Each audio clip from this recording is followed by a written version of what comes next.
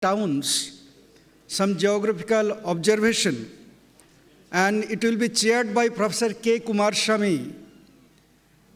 And the second lecture will be given by Professor Abdul Shaban.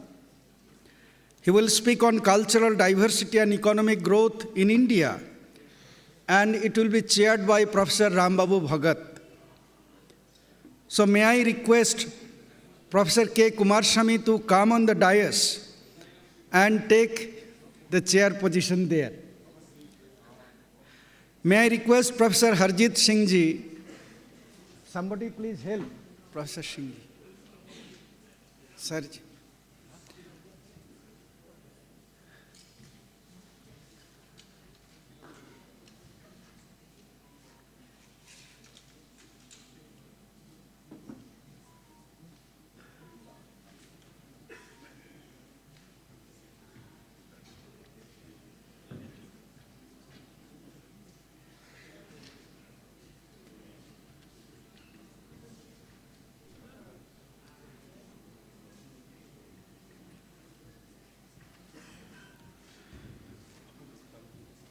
Okay, now I will hand over the mic to Professor K. Kumarasamy and would request to start the session. Thank you.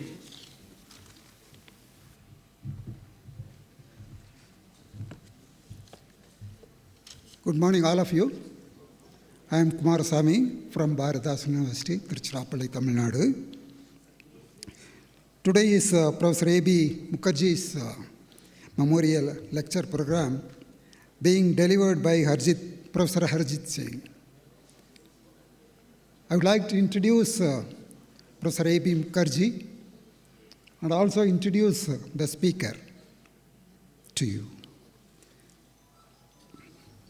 Professor A.P. Mukherjee, born and brought up in Prayagraj, Allahabad, then studied geography, taught in a college, same place, Modi Nagar place, and then went to USA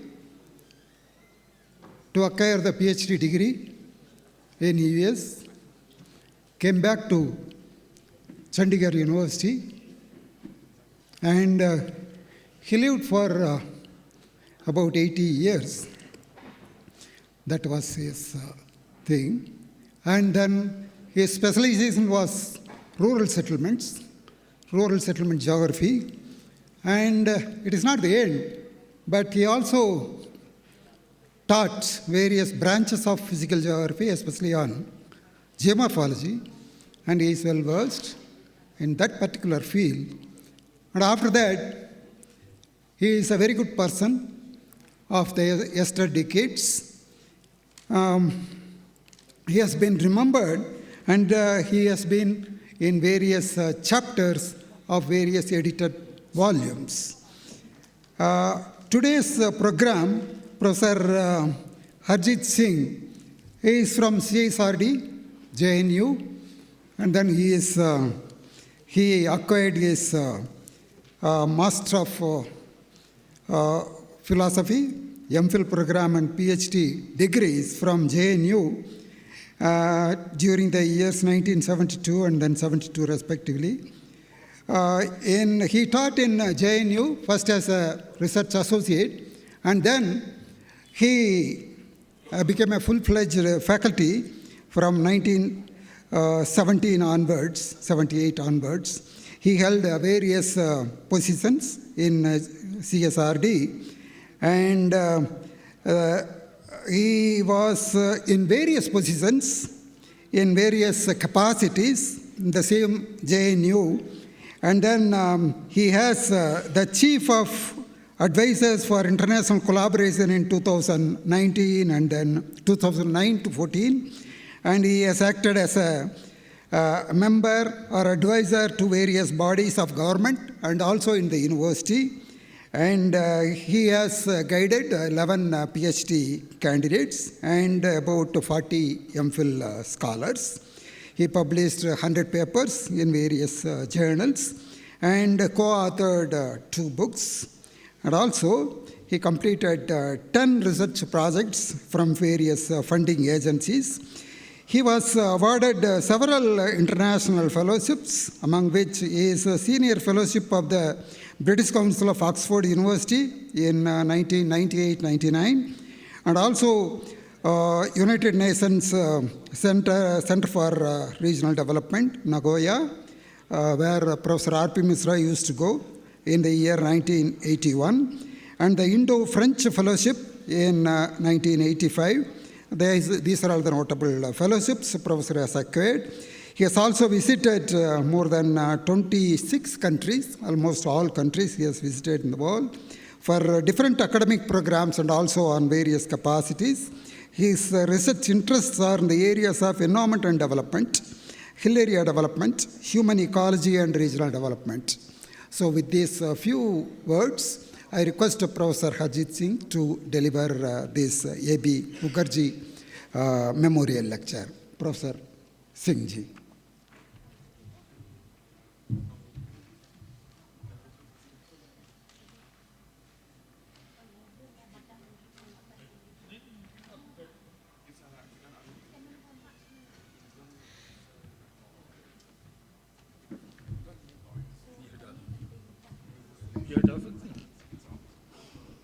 इसको हटा दें।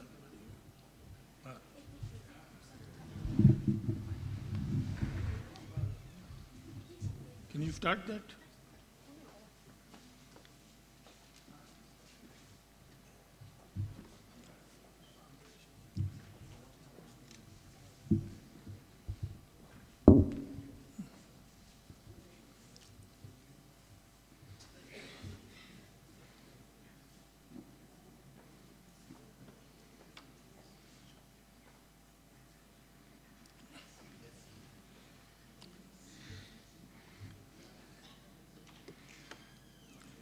Professor Kumaraswamy and distinguished delegates, friends, colleagues, and students. I hope I am audible to everyone. It's a great pleasure and honor for me. I am grateful to IIG and the Nehru University for inviting me to deliver a lecture in memory of Professor A.B. Mukherjee, who was my teacher. And remembering Professor Mukherjee, he taught me when I was doing my master's in Punjab University, Chandigarh, during 1969-71. And he taught me geomorphology and the surveying method. Interestingly, he was a very dedicated teacher and a great scholar. Important thing was that he was very fond of doing field work. And that was the time when no university was financing any field work. So since, because of his own enthusiasm, he will ask me, can we arrange some field work? So we as students, we self-financed the day-long field work. I did 4 short field works with him. One was on Ghaggar terraces. Second one was, there were limestone quarries in a place called Malla. And third one was survey in Shivalik Hills near Kalka. And fourth one was, there was a small limestone cavern near Solan called Suprun Valley. So, and that is from where I picked up the habit of doing field work. And after 71, when I completed my master's, I came to GNU, and Professor Raza, Munif Raza, became my mentor, and who was great enthusiast for field work, and he put me into field work. And all my life I spent doing field work in the Himalayas. So that is my initiation of field work started from Chandigarh and really blossomed under supervision and guidance of Professor Munif Raza. And I have been very fortunate to have teachers like Professor Mukherjee and Professor Raza. So Professor Mukherjee had an interest in various fields, Though, after doing his PhD from USA, when he came here, he started teaching geomorphology, but his interest was also a lot in settlement geography. Then he developed his interest in social geography, what he used to call cultural geography. And in many ways, he was quite ahead of his time. I remember in early 70s, when I came to JNU, he started visiting me on regular basis in JNU, and he used to stay with me. I continued this association almost till his last days. So whenever he came to, and he was quite excited looking at JNU, the kind of student-teacher relationship he saw, which was very different from the former relationship of Chandigarh. And he started, evolving that kind of relationship in Chandigarh. I remember once I went to Chandigarh, so I asked some other teachers, I said, where is Professor Mukherjee? He said, he has gone to the student canteen. So I went to canteen and he was sitting with students. And he said, look, this is what I had learned from your department, where head of the department could go and sit with the student. And now I am doing the same thing. And other thing, which is very interesting about Mukherjee was that time when geography was by and large, in early 70s was by and large, descriptive geography. And after interacting with teachers in JNU, he had started talking about hypothesis, correlation. This was a very innovative kind of thing for Chandigarh of that time. Nowadays, everybody is talking about these things, but I am talking about early 70s. So his interest was in social geography, cultural geography, settlement geography, geomorphology, environment, and all areas. It was a vast canvas. I have picked up a small area, and that is, I am looking at the evolution and growth of Himalayan towns, of which include environment and settlement geography, both. So this is related to some of his interests, and I dedicate this lecture to the memory of Professor A.B. Mukherjee. Now, when I talk about towns, before I come to Himalayas, let me very briefly explain that I am not talking about the towns in the modern sense, where you have census definition. Most of these earlier towns would not meet that kind of definition. Here, towns simply meant those settlements which were performing other functions rather than just producing food. And if you look at the classical model, you find that there are a number of villages. These villages basically are self-sufficient villages. And after some time, there are some families of artisans who start making goods like, related to wooden tools or iron tools or these earthenware. And when they were starting producing more, demand was less in that village. So they moved to some other settlement where they start serving number of villages. If you look at this diagram, you'll find that these red points are being shown the villages which have two-way relationships. Town is getting something, food and other things from the villages, and town is providing them all the other goods of their needs. So these are a healthy relationship between rural and urban area. This is the classical model. However, when we look at Himalayan towns, you will find that this classical model will not hold true in that sense. So I have divided my talk into two sections. First is on the Himalayan environment, because nothing in the Himalaya can be understood without understanding this environment, including the towns and their emergence. Second is, I have divided the towns into three phases of their evolution. First is the earlier towns, which are basically pre-colonial period. Second phase was very dynamic and devastating, what is called colonial period, where the towns developed in the Himalayas and also created a lot of problems. Third was post-independence towns. Now, first, very briefly, I'll talk about Himalaya and its environment. And you see, evolution and growth of towns have been greatly influenced by the terrain, altitude and climate, which is highly varied within Himalayas. You know that in the Himalayas, from very low altitude to very high altitude, from humid areas in the eastern part to cold desert in Ladakh or Lahaul Spiti. So it's very varied.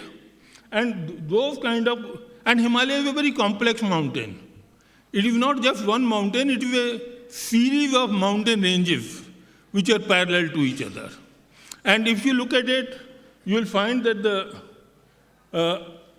highest range is what we call Great Himalayan Range, which is a continuous range from Jammu and Kashmir and beyond, going up to the eastern end.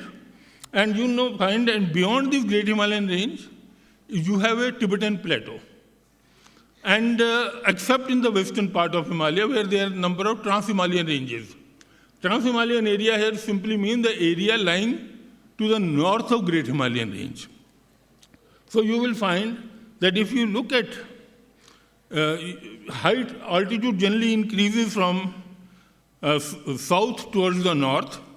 And if you look at the series, you will find that first you have Shivalaks, then dunes, then you have lower ranges which have the local names, then main ranges which have again like Pir Panjal range or Dhauladar range or Almora range. After that you have Great Himalayan range. After Great Himalayan range, you have these some Trans-Himalayan ranges.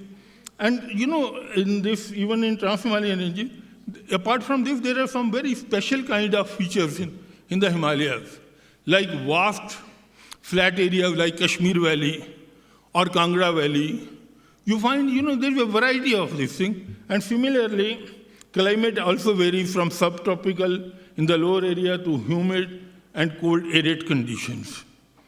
So in this, if you look at it, this picture gives you an idea that, in the Western Himalaya, if you look here, you find Shivalaks, flat area dune, then many ranges, then there is a valley, Kashmir Valley, then Great Himalayan Range, and after Great Himalayan Range, there are a number of Trans-Himalayan ranges, like you have Zanskar Range, Ladakh Range, Karakoram Range. If you look into other areas, you have Shivalaks, dunes, some ranges, then Great Himalayan Range, and beyond Great Himalayan Range, you will find Tibetan Plateau. After a long distance, you have one range, even in Tibet, called Kailash Range. What Chinese call it Naichin Tangla, we call it the Kailash Range. So you find that this is the area which is very diverse in terrain and climate.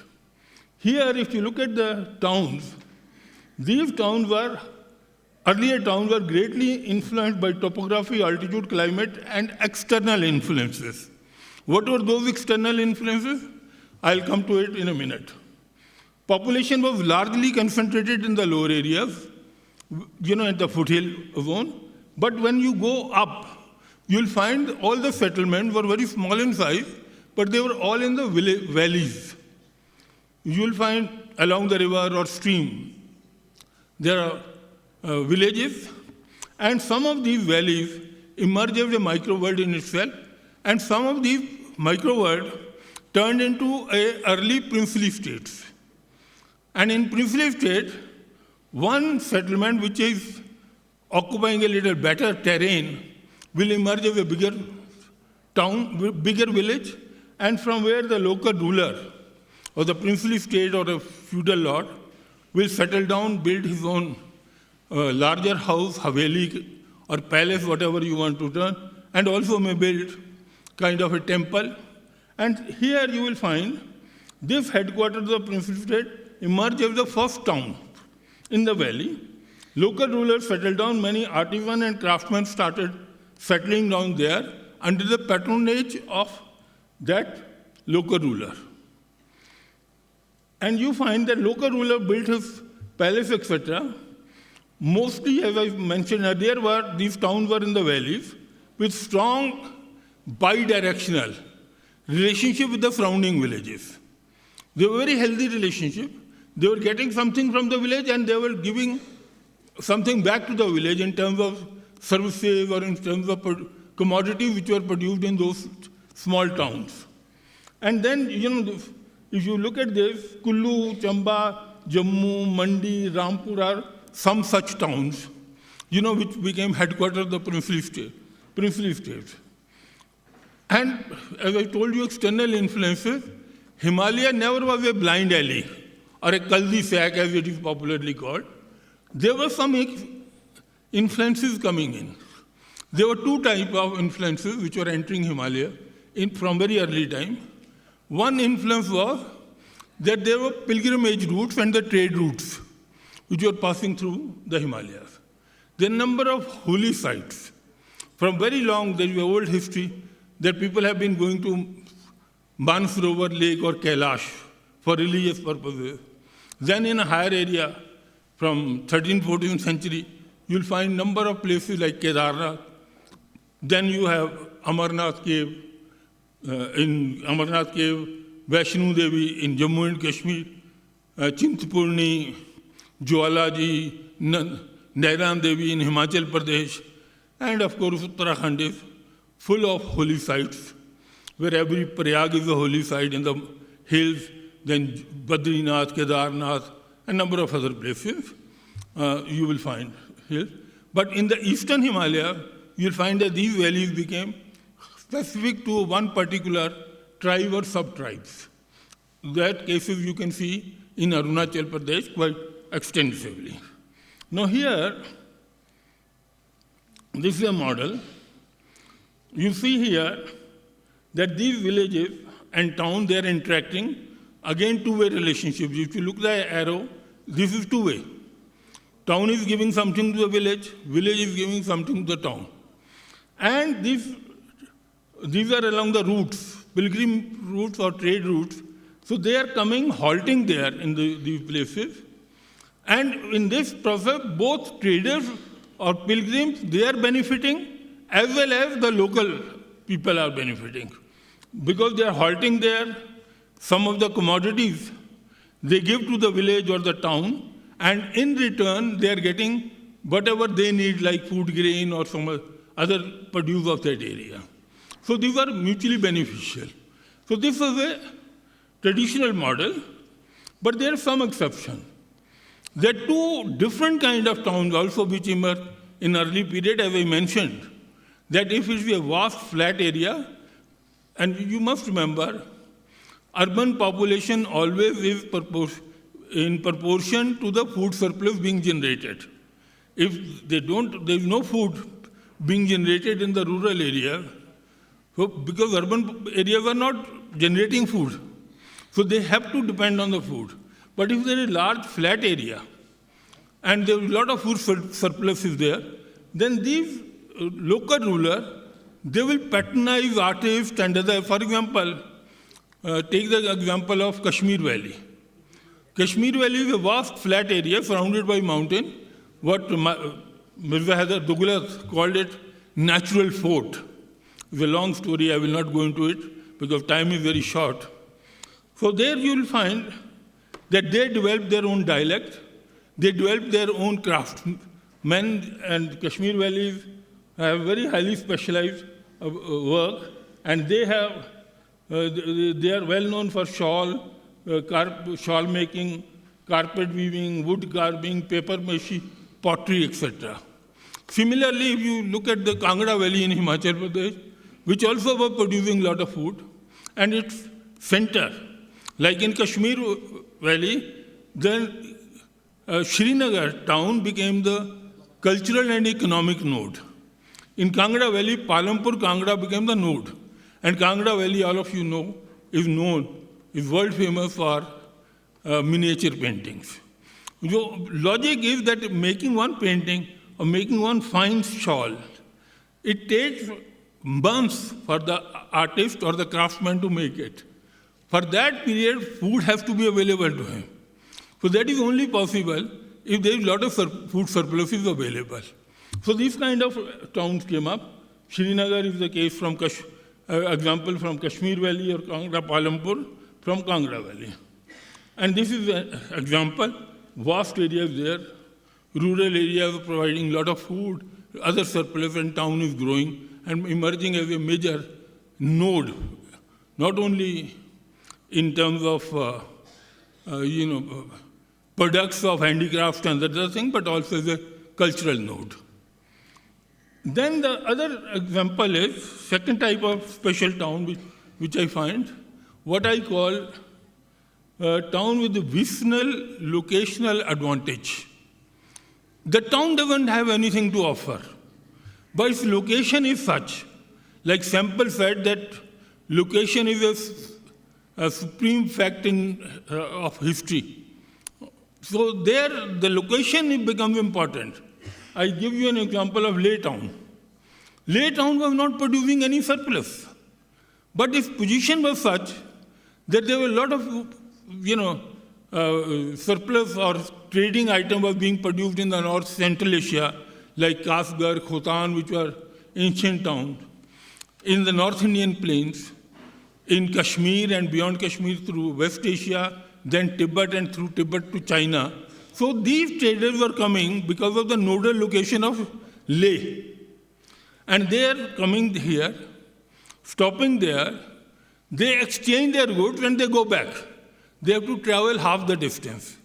But the local society also benefits from it because they get a lot of goods from these traders. And that is why this kind of place, because of nodal location, Leh became have an en route significance. And different traders coming from different parts of Asia meet, exchange goods, and went back to their own places. This is the model where you find the routes are coming from the north, routes are coming from south, east, and west, and they are meeting there and exchanging their goods. And that is why, otherwise, Leh never met the requirement of a town. It was declared urban center in 1960s. Even at that time, most of this area, the town had agricultural land. But traders were coming. Trading was an important important activity in this area. This is, you can see, the trade routes coming from different directions, converging on Leh town. This gives you an idea. These were some of these earlier towns. They also changed later on. And apart from these towns, there were some what we call gateway towns. These gateway towns were those towns which emerged in the foothill area at the point from where the route was getting into the mountains. And those towns basically came up as small settlement just with a temple where people, traders or pilgrims will offer prayer for the safe journey into the hazardous mountains. And then when they come back from their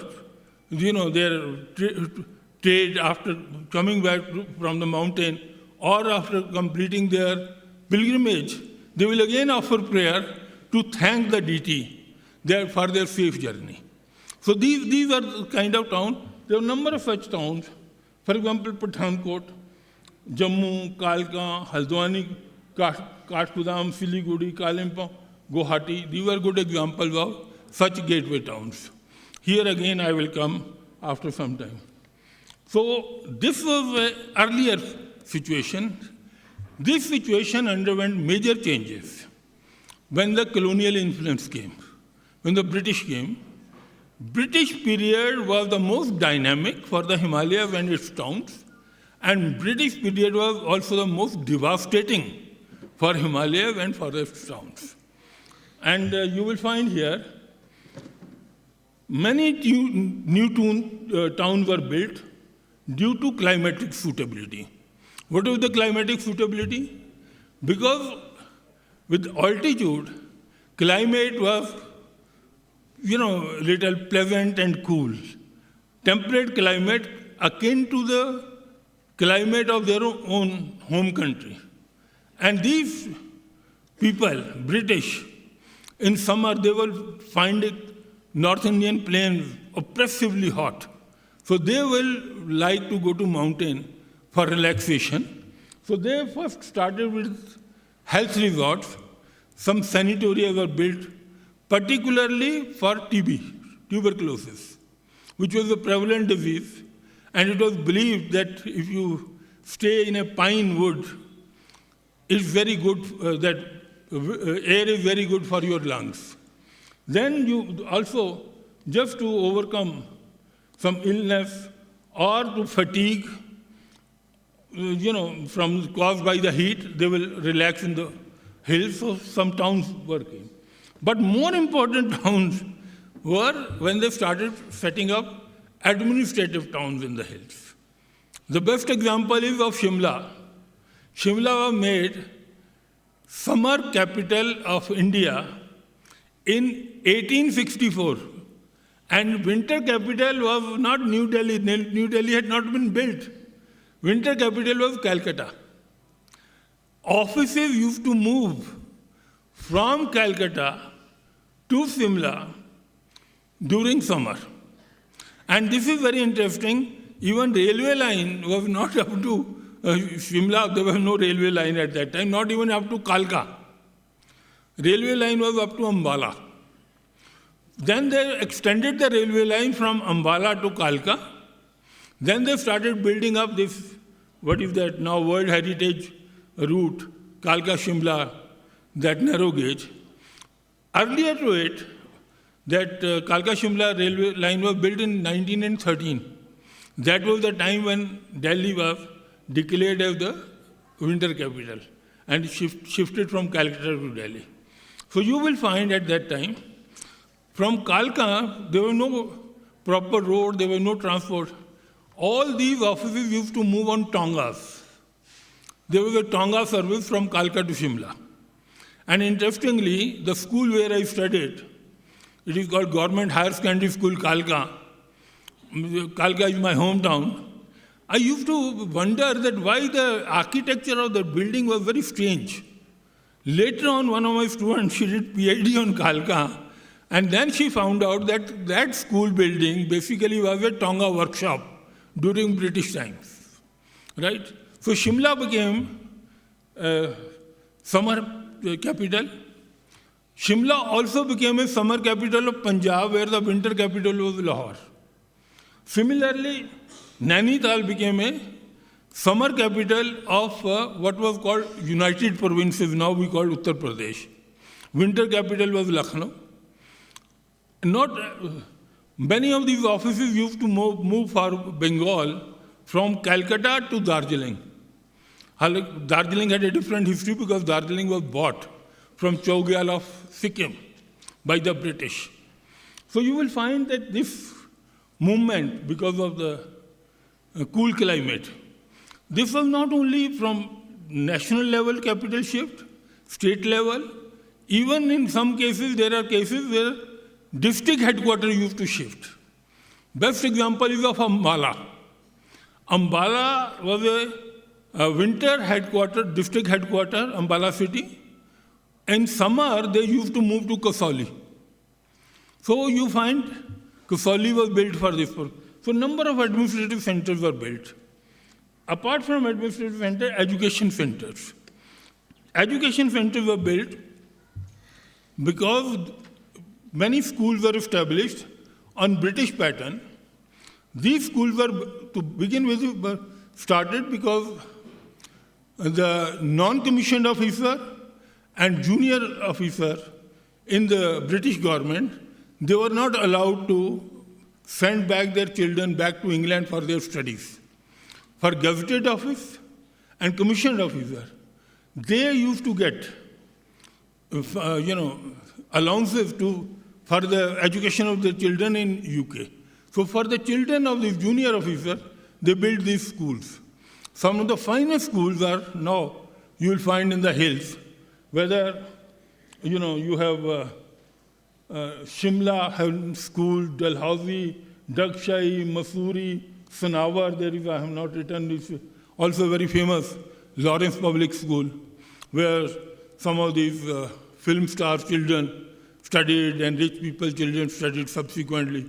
And you also find that lot of cantonments were built in the hills. Now, cantonments were built after this realization came after 1857 that, when in many places a soldier refused to open fire on public. So the British rulers realized that the mixing up of civilian and army was very dangerous. It was not desirable for the British government. So they thought of having a secluded cantonment. Was secluded within. Now you go to any cantonment, there is no open access to cantonment. You have to go through a number of these checks and checks before reaching there. But the worst thing they found was in the hills. They also built many cantonment in the hills in south or on Western Ghat. But in Himalayas also, number of cantonments were built, where the advantage was that army is not interacting with the civilian population, but also is not at a great distance from where it could not be called at the short notice. So you will find number of Shimla. It also became the headquarters of Western Command later on. Kasauli is a cantonment, Daksha is a cantonment, Dalhousie is a cantonment, Ranikhet is cantonment, Almora, Chakrata, even Darjeeling there is a cantonment of British time. So these were built. So all these towns, what I call rapid urbanization, they were very different from the traditional towns. Number one, the site itself was very different. Earlier towns were in the valleys. These new towns built by British, their basic consideration was the aesthetic, scenic beauty or panoramic view. You'll find most of the British town either on the ridge top, hilltop or on a higher slope, right? Where much of the population cannot be sustained because their capacity will be low. So you look at most of these towns, they will be away from the valley. Then their morphology was very different. The morphology, traditional morphology in the Himalayan town, you will find that along the river, there is a town, there are some shops, there are houses on the top, there is one temple, one big haveli or a palace. Here, what they did was, they built, they divided the town into elite part and non-elite part. There is one area which is meant for British officers or higher ranking people. Normally, this is the area around what is popularly called the Mall Road.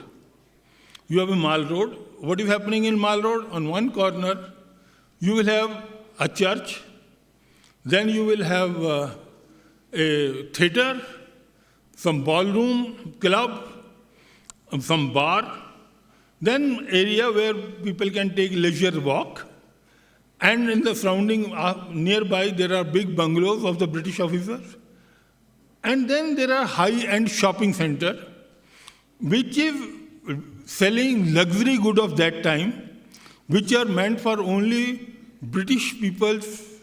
They were the client, or their officers' wives were the clients. They were buying those things.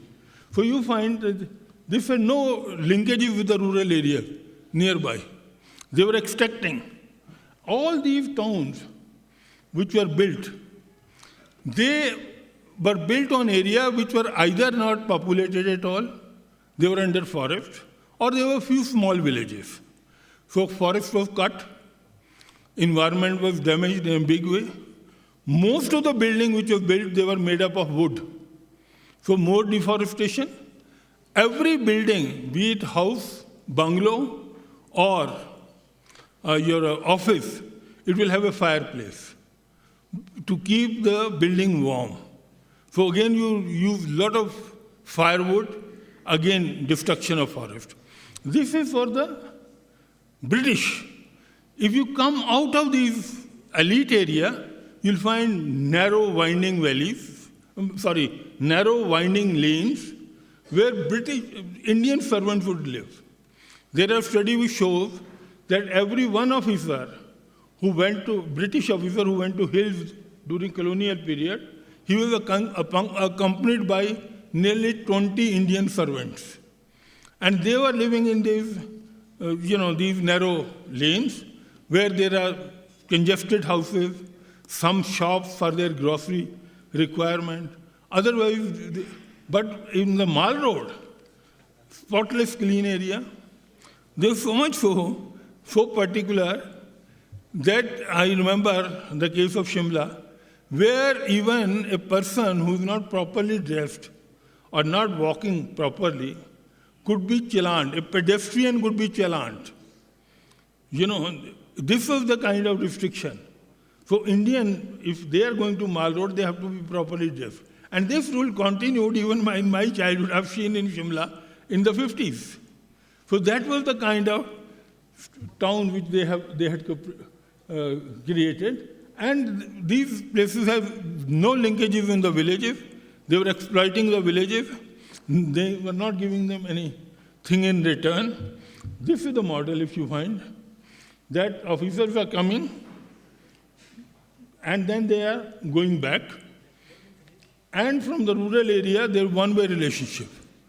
Only the resources are being taken, nothing is being given in return. But here we must notice that these colonial towns developed basically in lower and middle Himalayas, and also only in those areas which came under the direct rule of British. You will not find any British town in those princely states which had accepted their, suzerainty by paying some tribute. For example, you will not find any British time town in Jammu and Kashmir. You will not find any British town in the erstwhile Gadwal state. In the foothills, there you will find, but that was outside the state. But in the erstwhile state, just 2 minutes. So, this was other thing. And higher areas of Himalaya did not get influenced. This is a picture of Shimla on the ridge top. Now they are facing a lot of problem because of this garbage, water shortage and all. This is from Nainital, some schools and other elite buildings on the top of the ridge. This is the Mall Road in the evening. People are walking around. These are those narrow lanes where Indian servants used to live. And not only, what happened?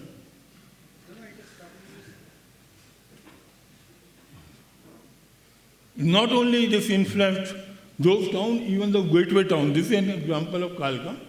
These are the 3 maps. This first map is of pre-British time. You will see there are just 2 tiny villages. When British came, churches were built and railway colony was built and army transit camp was established. Third one is after independence till about 1990. So,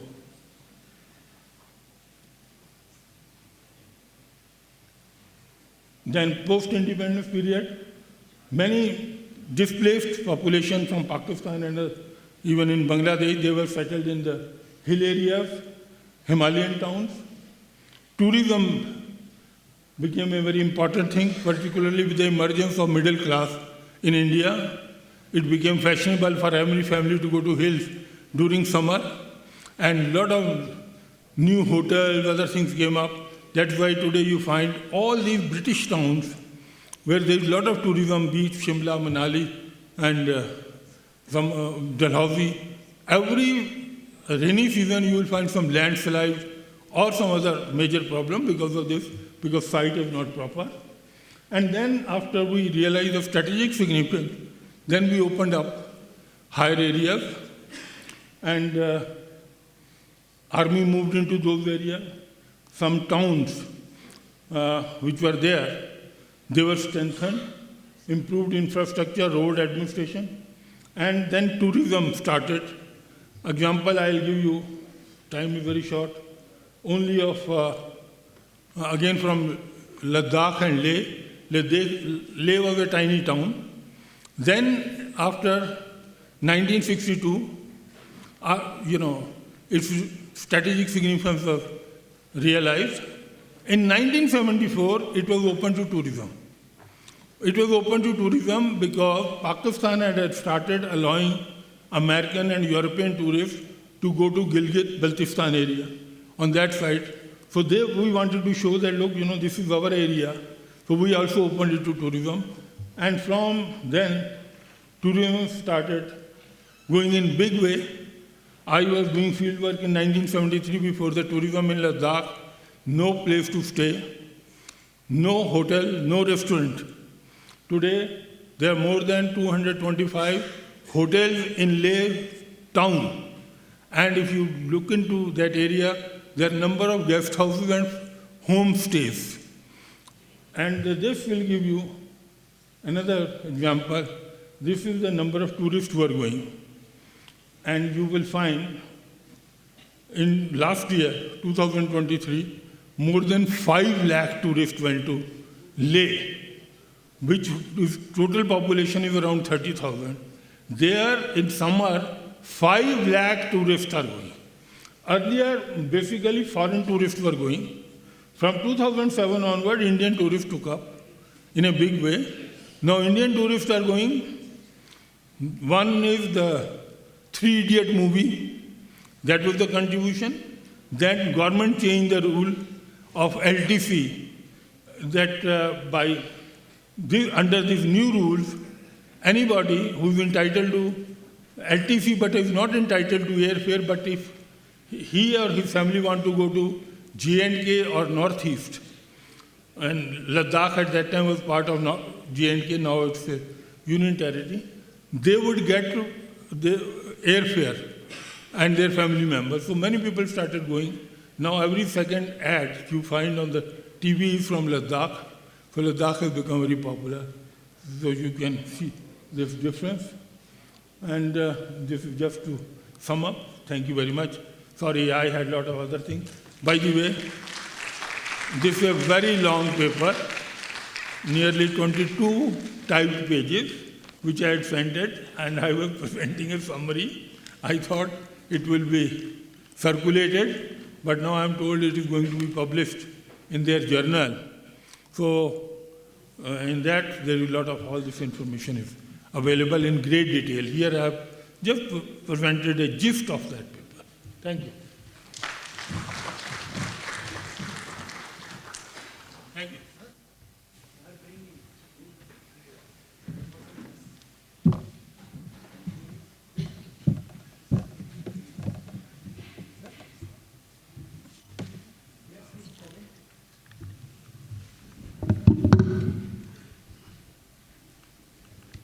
Professor A.B. Mukherjee's memorial lecture is being delivered by Professor Singh of CNRT. It's an excellent lecture. We need at least 2-3 hours to listen to his lecture. Unfortunately, the time is limited, and thank you very much, sir, for your excellent lecture.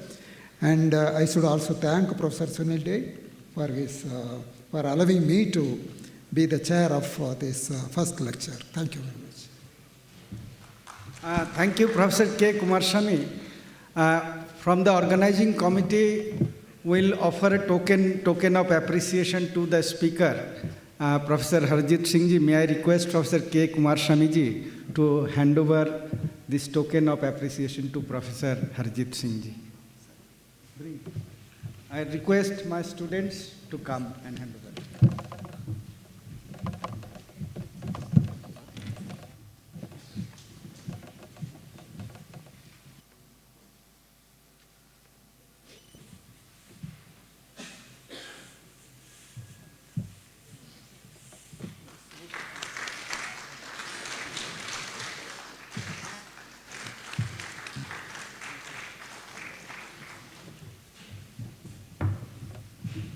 Thank you very much, both the chairperson, Professor K. Kumarasamy, and the speaker, Professor Harjit Singh ji.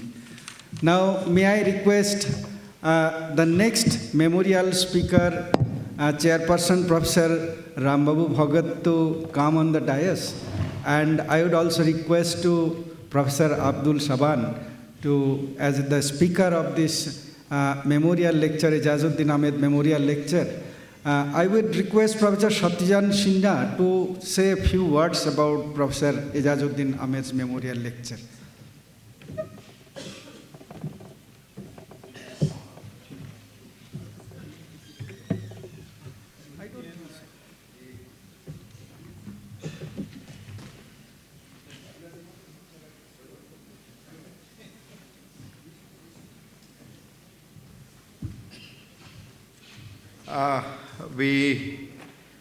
Let me welcome all of you to the second memorial lecture in honor of Professor Ejazuddin Ahmed, my teacher. Last year we started the initiative from at the IIG meet at Cotton University, where the first Professor Ejazuddin Ahmed Memorial Lecture was delivered. On YouTube, you have a small documentary available. It's also available on Institute of Human Geographers, University of Texas, because they sponsored and they were also part of this initiative in the production of the film. The film is of 24 minutes, so I can't really show you here, but it's available. The second important announcement is that this memorial lecture is established by a society of his former students called the Professor Ejazuddin Ahmed Memorial, Professor Ejazuddin Ahmed Memorial Society for Social Geographers or something like that. Forgive me, I've forgotten it. I'm supposed to be heading that. But anyway, a society which is as headless as I am would certainly reach somewhere.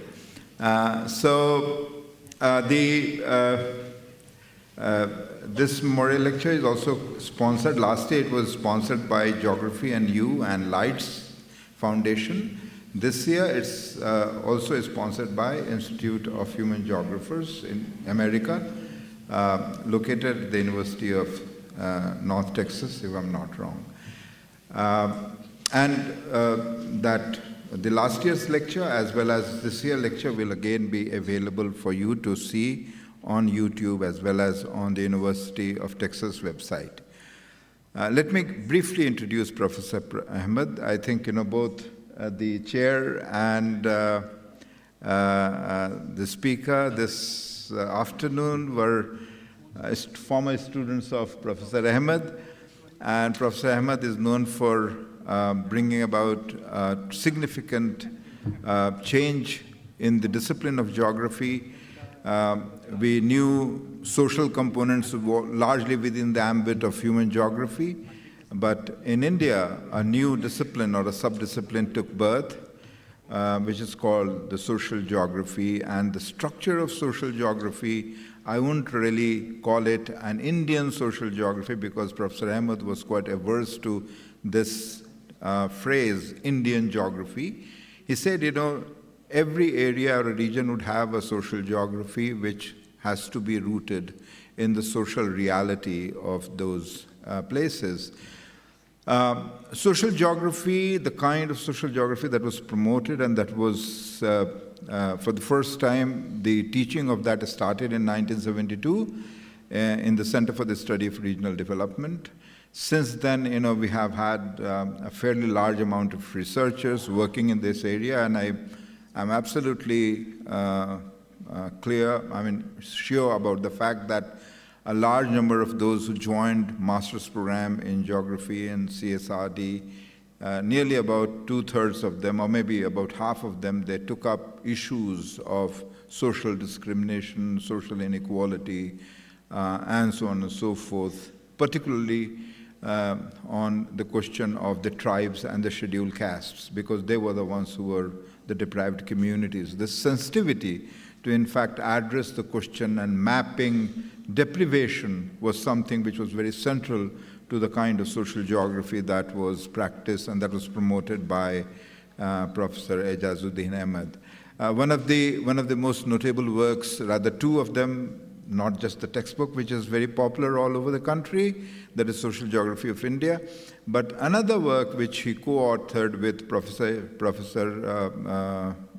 Raza is the Atlas of the Tribes of India, which is a monumental work, and I recommend that whenever you have time, do take a look at that, because that's one single piece which really maps tribes and Indian tribes in their different characteristics, which in fact have been culled out from the censuses, and it presents the picture right up to 1981. We are, again, through this particular society, trying to promote another edition of it, and maybe in another 1 year time, we'll have the second version of the Atlas of the Tribes. So with these words, let me again welcome all of you and thank IIG for providing us this space, which I hope will continue in the years to come. Over to Professor R.B. Bhagat. Sir, this is second memorial lecture. So now I will hand over the mic to the chairperson, Professor R.B. Bhagat, and this is the second Ejazuddin Ahmed Memorial Lecture, which was initiated last year in Cotton University, Guwahati, and this is the second one. Professor Bhagat, sir. Thank you. Good afternoon to all of you. As Professor Sinha has introduced, Professor Ejazuddin Ahmed, who was my teacher also, was a very inspiring teacher. And CSRD is known for a multidisciplinary center with multidisciplinary ethos and also a place of compassion. Professor Harjit Singh is here. We have learned a lot from all inspiring teachers, including Professor Harjit Singh, who took us to Himalayas for field work for one month, complete 1 month. And some of my classmates are here, Professor Mahabir Jaglan and Milap Chand. So we have a very fresh memory, and we are utilizing in our research and teaching these experiences. And we have another 1 month field trip taken by Professor Qureshi to one of the villages in Gurgaon. So this is still our memory is very fresh. So Professor Ahmed has written a lot on social geography with particular perspective, and Professor Sinha has said that his book, Social Geography, is very monumental and very useful to teach in different parts of the country. And I also started social geography around 1996-97 in Maharishi Dayanand University. And before that, Professor Sinha has started regional development in that center. And I consulted Professor Ahmed and took his comments on the syllabus. So it was a great time, and what we found that Professor Ahmed was very concerned about diversity, issue of diversity. And in fact, he was emphasizing how diversity cannot exist without unity. Unity and diversity goes together, and in fact, these are the two forces. Forces that is diversifying, and then the forces which is unifying. So, and India's reality is product, India's personality is product of this diversity and these two types of forces. If one force will be stronger, it can have certain imbalances. And so diversity is very important. And I find Professor Saban, who is very appropriate person to talk on diversity, because he also comes from multidisciplinary ethos, and he is a person of great compassion. I tell you that when you visit Mumbai, you must visit his office in Tata Institute of Social Sciences. So Professor Saban, let me tell few words about him. He did master degree from Jawaharlal Nehru University, and then PhD from IIT Bombay. And he is now chairperson of Center for Public Policy, Habitat and Human Development. Before that, he was Pro-Vice Chancellor of Tuljapur campus of Tata Institute of Social Sciences. If you go to Solapur, must visit Tuljapur. It is 60 kilometers from Solapur. And during tenure of his 5 years, I visited several times.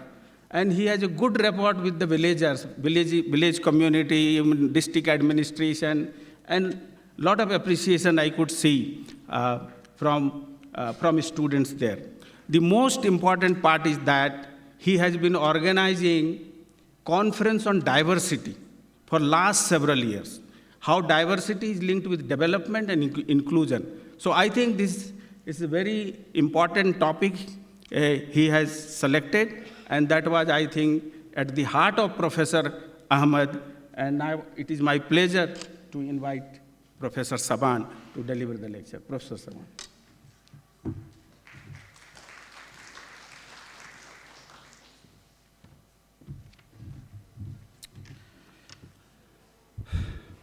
Very good afternoon, and indeed it is a big pleasure, and also feel proud that this is the third generation which is sitting here.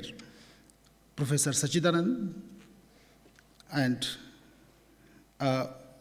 he's taught by Professor Ahmed, and I was taught by Professor Sachidanand, and both of them, and simultaneous in this whole class where actually a humbling experience that when Professor Ahmed used to come in the classroom, Professor Sachidanand used to follow as a student. And sometimes more than the question he used to ask from younger students, he used to ask from Professor Sachidanand. I remember those things while teaching Subbarao and teaching the personality of India, which was very dear to him, and the peopling of India and the diversity. What actually I'm taking on where he shaped the larger geographical knowledge system, that how culture evolves with the man-environment relation, and how the culture came in and made India. I'm taking up whether there is where there is intrinsic value of the culture, whether it is holding also the instrumental value for the economic growth. And that is where it becomes crucial for us to understand, because this is the world which actually Professor Sachidanand very rightly in the beginning pointed out, that it is the world of neoliberal, and the economic determines, and Karl Polanyi well called that how the disembedded economic system has become. It is embedded now social and political. And that is where the economic determined everything. And I think the society's social relevance and human relevance of human remains that how best you are able to serve the capital. If you work for the capital, you are rewarded. If you work for the people, you are gone. That is what is actually happening in the world. And that is where I'm coming in, and I'm talking to some of the controversies in the economics and the political thought. The time is less, but I will try to summarize it, that how it evolved. But let me start from here. And I must say that I'm very grateful once again to the Institute of Indian Geographers and Department of Geography, Northeastern Hill University, Shillong, for this honor and privilege of giving me this opportunity to deliver the second Professor Ejazuddin Ahmed Memorial Lecture in the presence of luminaries of geographers, social scientists, and the honorable office bearers of IIG. Professor Ahmed was one of the highest and the brightest stars in the galaxy of the Indian and South Asian geographers, a real polymath and philosopher whose understanding and depth of social geography and philosophy was far ahead of his time, and he shaped a generation of geographers who today are not only furthering his understanding of socio-spatial realities, developing scientific temperament in the society, excelling in the research, but speaking on behalf and for the marginalized, and serving the cause of nation building and the global social solidarity. Professor Ahmed has written and spoken on several themes. His lectures and speeches in the classroom and conferences have motivated thousands of students. He actively engaged with the students and colleagues in building an understanding of the socio-spatial realities and furthering the same through various public engagement and publication. He wrote on several topics and throughout his academic career taught several courses related to geography. Still, his most important contribution remains in rebuilding and popularizing social geography, as Professor Sachidanand just pointed out. His book on social geography, 2002 Rawat publication, remains a milestone in the geographical interpretation of the social facts, their fusions, their networks, and their propagation over time, and that's what actually we need after reading that book. My own academic journey and personal social orientation have been in many ways shaped by my own personal interaction with him. His gentleness, soft-spokenness, and encyclopedic knowledge of geography casted indescribable impact on those who interacted with him, because I also understand that when we were undergraduate students in AMU, Professor Shafi, Professor Mehdi Raza often used to refer that go and see his work on his PhD thesis on Indian desert, and that was actually a milestone. Often we used to look how the deserts are formed and how it was evolving. But coming to the Indian social and cultural diversity, its vivid and complex past and present was very close to Professor Ahmed's heart. His lectures on the peopling of India and Indian cultural diversity were spellbinding. Those lectures and interaction with Professor Ahmed on India's social diversity have motivated me to work on the same. He was a humanist who saw diversity as an essence of society, an intrinsic part, not as an instrumental one, as I am problematizing now. However, today's complex, polarizing political economy is destroying the cultural diversity as beauty in itself, an essence in itself, and that where it is bringing the instrumental value of it. At this time in the post-humanist society, I am here to talk about the cultural diversity. I want to remind you that cultural diversity has intrinsic value that requires its celebration and promotion. However, as this perspective of intrinsic value and intrinsicness is losing its appeal to several academic students, politicians, administrators, and practitioners, I have made my humble effort to talk on the other side of the discourse about the instrumental value of culture in the society. I emphasize that not only socio-cultural diversities have intrinsic values, but also instrumental values for economic growth and social change. Both go hand in hand. As Professor Ahmed often emphasized, their preservation and celebrations are the key for the humanity. I have titled my presentation today as Cultural Diversity and Economic Growth of India. In India, evidence from the state level data. This paper, which is still a work in progress, primarily deals with the direct and indirect channels through which the cultural diversity impacts economic growth, and that is where I'm taking up. Now, there is summary form which actually, just you can put the presentation if you have, so that we can look at it. Very summary form which I tell you that how the controversy has been. And this controversy is originating with Aristotle.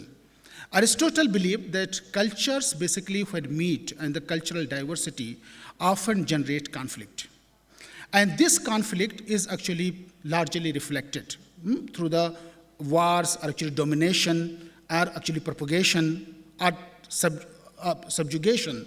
And that's what actually he brought many political thinkers, and afterward many of the social scientists, and including those Durkheim, Max Weber, and others, still if you look at their work, including those economists like Myrdal and Hirschman, whom we totally revered sometime for the regional development theories, they understood that culture becomes a problem, and particularly Asian culture a problem for the growth and development, and that's what actually they brought out. in many of their writing. And in their writing, they emphasize that because the homogeneity of the culture, many things is possible, and many things is possible because of the contract can be easily reinforced, trust can be easily reinforced in a homogeneous culture, but it is not enforceable in non-homogeneous culture. But the literature which started emerging, particularly in economics, and particularly lots of work on the human capital which came in and recent years, particularly when we look at Menkew and other who are the neoliberal economists, they extended the Solo's model of growth and also put the human capital as a part of the growth process, not only the capital and labor. And in this whole process of the human capital, the question came whether the human capital is neutral to the diversity. Is the diversity is integral part of that human capital, because I am coming, or X coming from the North Indian plain, Y coming from northeastern hills, and S coming from the south, and if they join together, they will bring the different human type capital, or actually they have the similar kind of human capital. Is cultural diversity shaping all of us to behave differently or actually work many things? And that literature led to the different kind of discovery and different kind of point of view, which was totally against the Aristotelian perspective, what actually he thought about. Second thing, some of the literature which was emerging in America, and particularly in the urban studies, in urban economic geography, they told us that the countries which have diverse have very robust human capital. And America is America because USA is USA, not America. USA is USA because it has diversity in place, and it never allows the migration to be stopped totally, because the day migration gets stopped in USA, it becomes a dormant society. It will not grow because there is a constant infusion of ideas, and all of us go there, utilize our freedom, and actually move on. That is the beauty of the urban also. The urban become urban because the huge diversity they possess. And this is important part which actually came out in the Western studies. That what actually it shows. And some of the literature showed that the US counties, which 120 years back basically were very diverse, today they are the most developed counties in the USA. And that's what actually the literature brought out. And many more actually studies pointed out. But another side, another triangle emerged out of this, that what happens to Africa?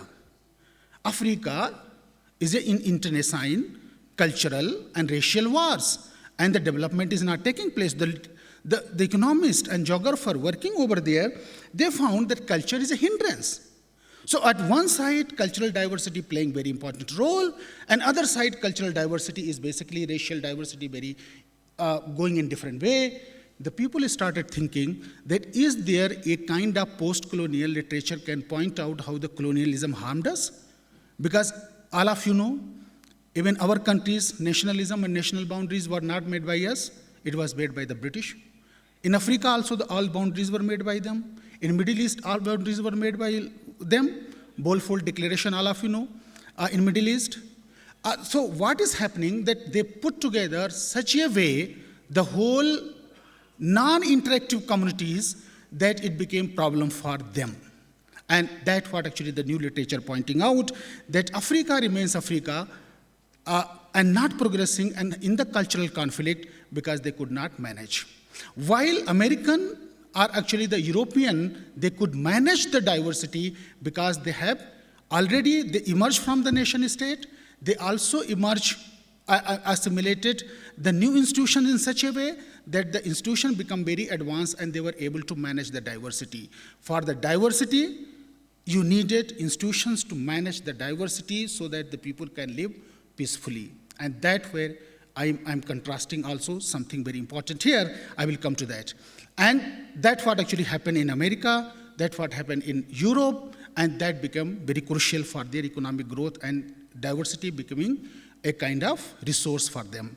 Now, second point of view is that that if you look at the Indian diversity and you look at the American diversity, or actually the European diversity, or city diversity, where the Indian diversity is very organic, evolved together for generation, and this knowledge I derive from the teaching of some of my respected teacher, whether Professor Ahmed or Professor Sachidanand or Professor Bhagat. This is actually what actually begot that our institutions were so solid that they never allowed any clash between the communities. And this where, I remember a share, somebody said that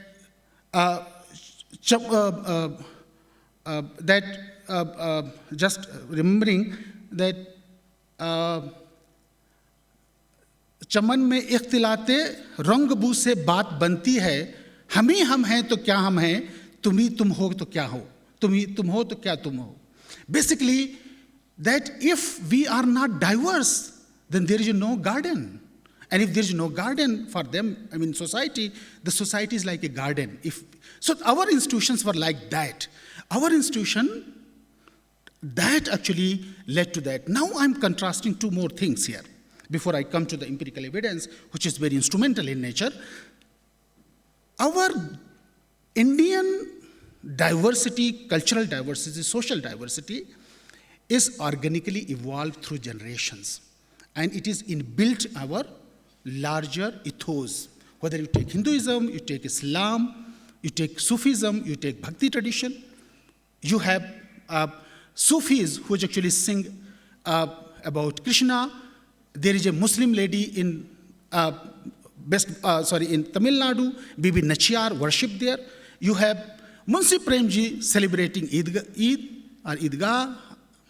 All actually you have together that institution in place. And that actually what inherited from that past. Now you have, in contrast to this, you have American diversity, where the diversity is basically invited diversity of migrants. And these two diversities are totally in different kind of nature. Where it has been last 200 years, Indian diversity is uprooted. And these two diversities, where American diversities have evolved institutional framework that you do not allow the conflict to take place, Indian diversities have institutions which are informal in nature, not formal in nature, but they do not allow it to take place. Look at the kind of social activist will emerge anywhere any violence takes place, and the people will criticize. So this contrast actually is very important for us to take into mind.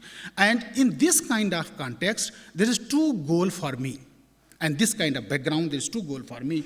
One goal remains that testing this whole conflict of ideas and kind of framework in which Aristotle and the new kind of economists and geographers have talked, economic geographers have talked, that whether culture leads to the economic growth or actually retardation.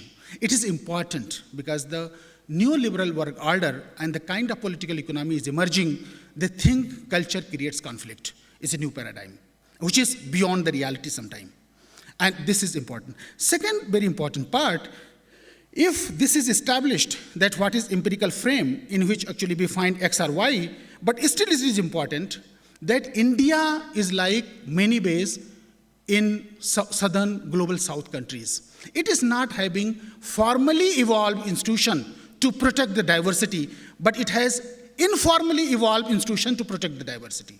And that is very crucial for us to remember, because that is where our police system fails, our judiciary fails to deliver the justice. But the people know that the injustice is being done by the judiciary or injustice is being done by the police. And that is very crucial for us to understand this informal. So whether when I have able to say X, then I am able to say that even you don't need those formal institutions you require essentially, but in the informally evolved institution can also be productive for the cultural diversity to contribute to the growth, economic growth. And this is crucial, again, this point of view. And these two contributions I'm trying to really knit together in order to move forward. Now, but the problem with me was the 2-3 more. I'm very aware of the time and taking care. The further two questions. But testing the economic growth, which I say the per capita net state domestic product growth rate, actual growth rate of that, exponential growth rate of that. Testing that, the period which I took from 1991 to 2022, that was one part. But the problem lies that there is a lots of actually simultaneity in the equation. If you, simple equation, regression equation, I can estimate that I take the Barrows model, Solo's model, and Mankiw's model, investigate that what is actually this space economy is evolving economic geographer type of thing. But the problem lies there is a simultaneity that if growth is being shaped by the diversity, controlling or the human capital, gross capital formation, and other kind of thing, we can control it. But the problem lies that diversity in turns feed to the violence, as actually many studies have said. So if you have the violence also getting feed, that can cause the negative impact on the growth. So it means that you needed to really investigate an equation which is simultaneous in nature. 3 stages or 4 stages, you can estimate those things. I tried to put the 3 stages in order, and that were actually, if you can go to the method, you can just show that I tried to do this. And this is the framework I took, and the finding which actually coming, I will take up from this one. Just go to the next slide. Yeah. So finding what is actually coming, and this is very crucial for me. This is crucial for me because it establishes that Indian not having even the formal institution, though part 3rd and 4th of the Indian Constitution is very robust. I mean, all our personal rights and our fundamental rights are there. But it is very crucial, and our part is there, but the formally evolved institutions are crucial. But still, our informal institutions are able to protect and make the diversity a new resource. So what is happening out of this? That if you increase, what actually the first thing finding? In India, the cultural diversity, the 2 indicators I took, the cultural diversity for the 20 states. One was the religion, and second I took language, mother tongue. There are many things, food, and many dialects, but the data are not available, robust data.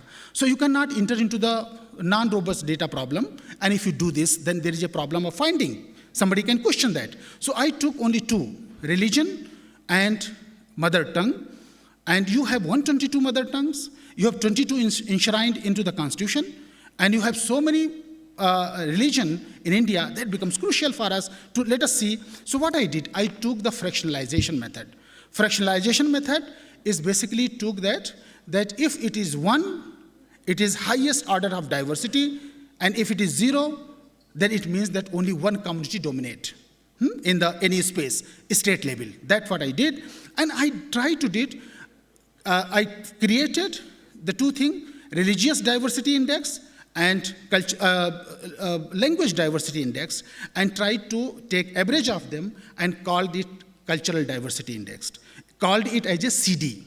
Now, what it shows, the CD, the first thing which actually I have written here, that it shows that in India, basically cultural diversity have not changed much over the 3 decades. I mean, you take 1991 to 2022, they remain, for example, they have changed only 0.06 and language diversity about 1.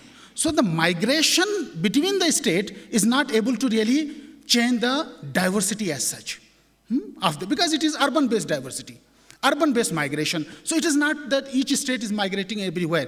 It is, I'm talking on average. But what is the crucial part, which actually I'm keen to really find out, that what it shows that if it has not changed, an increase in the cultural diversity of 0.1 unit. It will range from 0 to 1. If you change 0.1 unit, the economic growth of Indian state rises to how much? 2.9 unit. So it adds to the economic growth. It means all your small migrations are contributing to state growth. Those states who are becoming blind to this will be retarded in the long run. That's what will happen. The US dream will come to those states where American dreams, which I say the liberal, that kind of development, those states who are open to the diversity, as cities are open to that. That it shows that. Second thing, it happened that if diversity, as Aristotle talked, negatively related to the, few diversity leads to the political fragmentation. Now, this another term which I need to explain. Political fragmentation means the large number of political parties. So one argument against the cultural diversity is that more religion, more language, more diversity leads to the multiple aspiration. Multiple aspiration leads to the democracy, multi-party system. More multi-parties, less agreement. So there is a policy trade-off. And there is a policy kind of, deadlock, where the growth does not take place. And that may be negatively feeding to the growth. So our estimation shows that the culture is feeding to the political fragmentation, but not violence like in Africa. That is very crucial for us. And it leads into political fragmentation because all the cultural groups have their own political parties. That is possible, and they aspire through that. And it negatively impact the growth, but overall, diversity's impact on the economic growth is so much that it does not matter. It's a very small fraction of negative impact. And that becomes crucial for us to understand. And this is what actually shows. Next one. This is a larger system in which actually this whole process takes place. And that how it is feeding to the economic growth that it shows. Next one. Then what I did. Next slide. Then I did that. Now I took the average. Which one is more robust? It is religious diversity or language diversity is more robust for the economic growth. What I looked at the equation, I found that it is the religious diversity, unfortunately, which many people want to remove in the country. But it is the religious diversity which drives the growth more than the language diversity. What actually data shows that 0.1 unit change into the diversity leads to the 2.1% increase in the economic growth of the states. And this is per capita income growth, not the total GDP growth of the states. Second, 1 unit change in LD lead to 0.8%. So it is almost 3 times lower than that. But impact is there of the positive impact. And together they are shaping in the urban areas, the growth. Another very important thing, that religious diversity does not cause the violence rate. I took the murder rate, crime in India data, and showed that does not impact at all. Whereas our language diversity is there is a bit impact on the violence, but it is not. But however, religious diversity leads to the political fragmentation because more number of political parties aspire through the Samajwadi to Rashtrawadi to everybody. So more political party, but they do not impact as much as actually they directly cause. So the indirect channel impact through negative impact is very low and direct channel impact is very important, very, very high. What it shows? That it shows that if, and third part, before I come to this part. Also I found that if you have human capital when interacts with the diversity minimizes the violence and minimizes the any kind of political fragmentation. It means education is the key to utilize the diversity. And if the education gets privatized today, assuming that what is happening in the universities and the private universities, then it means the diversity becomes a liability for you in the long run if you don't have formal institution in place and your informal institution goes out. This is actually another trouble will happen. So interaction of the human capital and the diversity is actually minimizing the political fragmentation and the violence rate. And that another very important part which is coming. So what it actually does it show? Move to the next one. What it shows, very important part, which actually I would like to repeat here before I conclude. So what I want to say, what it shows, so what actually I have established from the data, that diversity is actually very key for the growth of Indian economy. And don't compromise it, don't undermine it. So results show, first it shows that as a society, as a society, as Indians, we are sitting on a big economic resource which is called diversity and cultural diversity, like Americans. In the form of cultural diversity, we are sitting on that resource and we must strengthen it and use it. The first thing which actually I say. Second thing which I would like to say, an educated population in interaction with the cultural diversity helps reduce the negative impact of the diversity and economic growth, which is through the indirect channel. This implies that India needs to promote education, especially higher education, among its population. Making higher education inaccessible through privatization would be counterproductive, not only through the direct channel for economic growth, but as a human capital, but also because cultural diversity without adequate human capital can create more negative impact on economic growth through indirect channel of violence and political fragmentation. So this message also coming out very clearly for the policy. And the third one I would like to say, the states are creating linguistic barrier for in job. For example, Maharashtra, you need to have Marathi to apply for Mumbai University. Linguistic barriers in job markets, and as such, discouraging the geographic mobility of labor. This discrimination leads to the suboptimal and adverse use of human resource besides human right violations. This may undermine economic growth of both the origin and the receiving states and India as such. That becomes another very important part. So in conclusion, I would like to say, India can use its diversity as a resource for economic growth.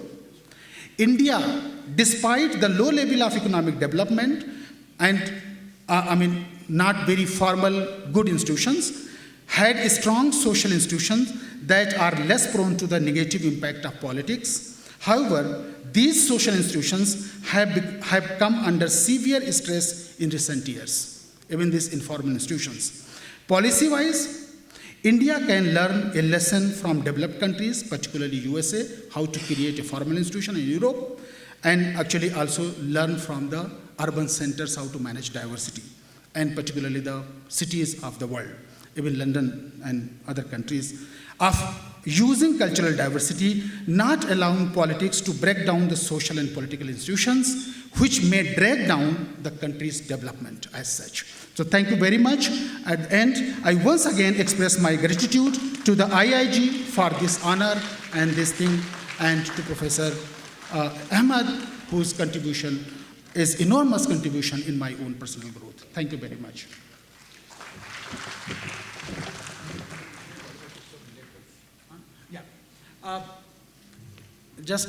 I had few letters from him. Look at a teacher.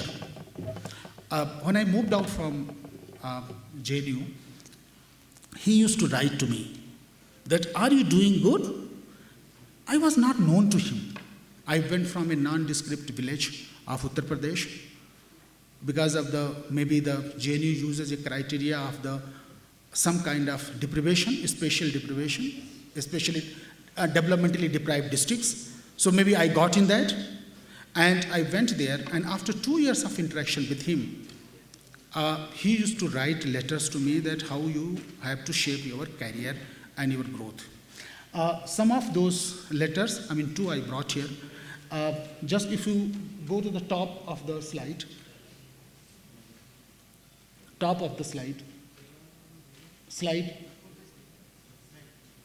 you open the top. Yeah. So, yeah.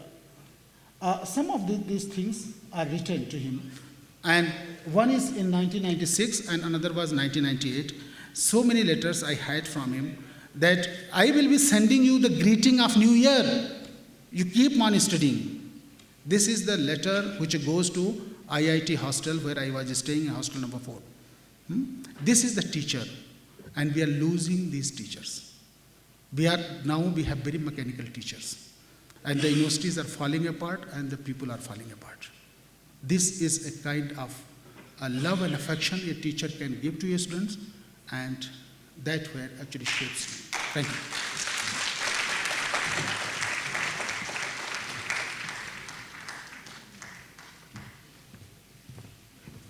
Thank you, Professor Sawan. Very excellent lecture. And if I say in nutshell that you are making one strong point that diversity is an advantage. Diversity has obvious advantage, and mathematically, statistically, you have shown it. And second is that diversity is a resource.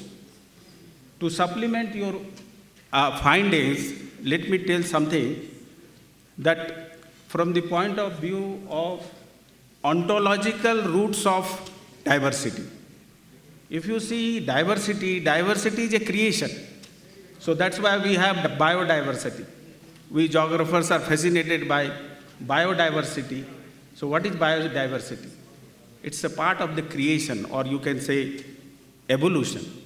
Diversity is innovation. When settlement grows and settlement becomes bigger and bigger and mega city and still conurbation, higher level of settlement, can it be without diversity? So if you find that the primordial diversity is recast into different types of diversity in this setup, in most urbanized setup, so you can't imagine city without diversity. Cities are diverse, and that's what cities are innovative. Diversity is beautiful. So diversity, if you look garden and different types of flowers, of course, the diversity is our aspiration. For example, we want different types of food, or different types of clothes, or you want to see different types of places. So this is how diversity is very important part of our social economic life, and we must appreciate. But then we must defend it also. There is a threat to diversity. And the diversity could be managed and diversity could be protected in our social system by, again, one D is diversity, by two another Ds. That is by democracy and decentralization. Unless we have democracy and decentralization, we can't defend diversity. We can't defend diversity, we can't defend life.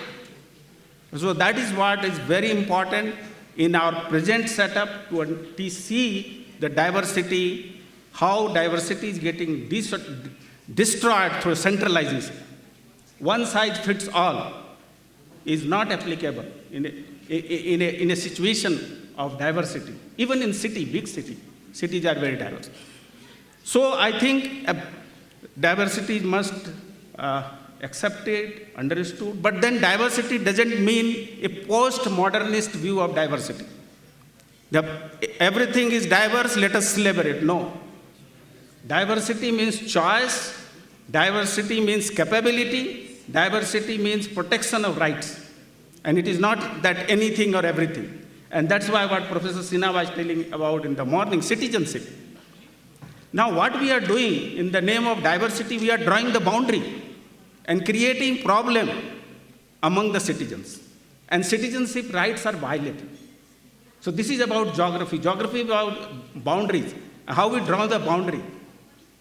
Boundary, and if you are drawing boundary based on diversity and violating citizenship rights, so I think this is another way of looking the divisions, how diversity leads to division through the political processes, and it denies our social political rights, and then what is enshrined in the Constitution, the right to freedom, equality, and fraternity. So just to supplement what Professor Saban has said, and I admire his perseverance, his analysis, and the way you have presented and analyzed, and I hope this will be published somewhere.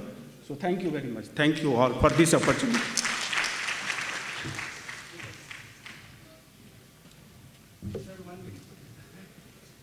We would like to express our thanks and gratitude to the chair of the session, Professor Ram Babu Bhagat, and our speaker, Professor Abdul Shaban. Now, as a token of our appreciation, we would like to kindly request Professor Ram Babu Bhagat to hand over the memento to Professor Abdul Shaban.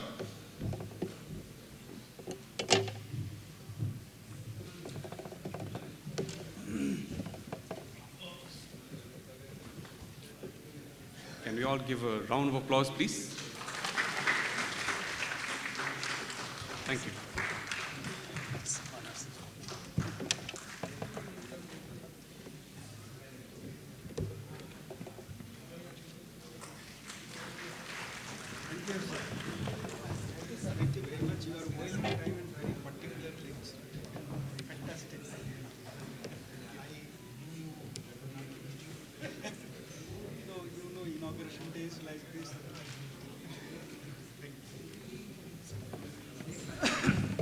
We have few announcements.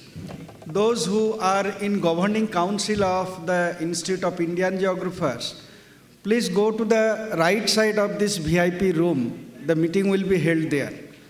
This is lunch break. After this, we'll have a special session on 100 years of geography in India. And the session will be chaired by Professor H.S. Sharma, and 5 speakers are there. I would request you to come back by 2 o'clock in this room again. Thank you very much. Enjoy your lunch, but do not feel sleepy.